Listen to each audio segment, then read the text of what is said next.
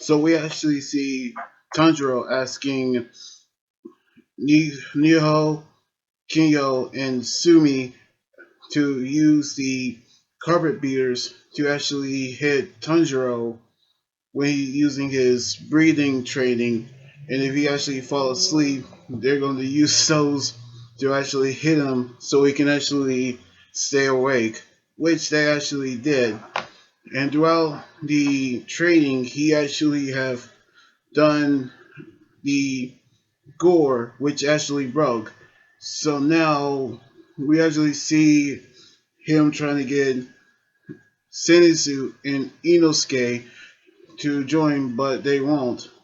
But we actually can tell that they actually try to do it, but they actually have got the courage to do the training, and which they actually was exhausted.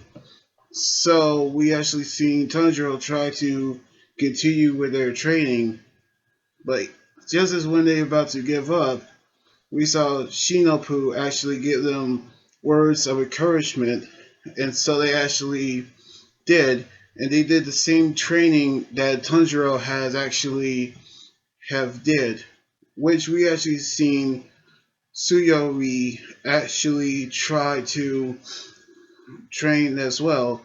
So we actually seen her using a coin to do heads or tails, and that's which we seen her make the decisions.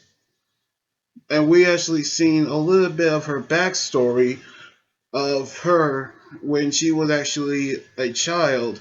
She was actually was sold by her parents and was actually taken as a slave, which she doesn't actually speak.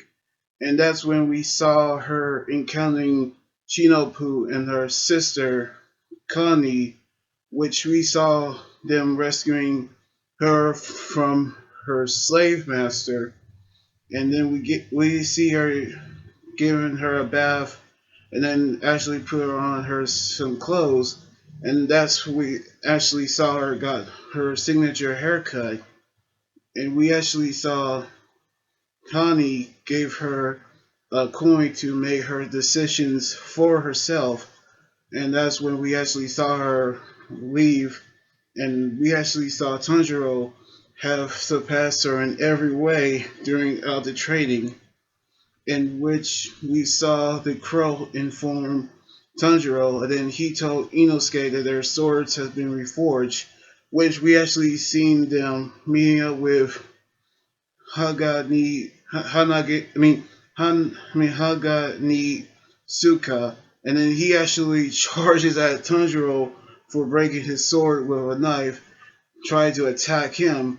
But then we actually saw a fellow blacksmith by the name of Kanamori, and then he actually told him that he was actually a compassionate man about his swords, but not Kanamori, as we seen him giving them their swords, which he never seen Inosuke wielding two swords, and which we seen Inosuke picking up a rock to break the swords so he can get his old swords back the way that he actually likes, and which caused Kanamori to be angry at Inosuke. And then we actually saw Shinobu shaking on Tanjiro's jaw, and then he's actually healed, which we've seen him talking to her about the fire breathing technique, which she said that it's almost similar like Rengoku's flame breathing technique, but she told him that he was out on a mission, which we actually seen Tanjiro talking to Nezuko, who was actually asleep, in which he actually told her that she'll do everything he can to make her human again.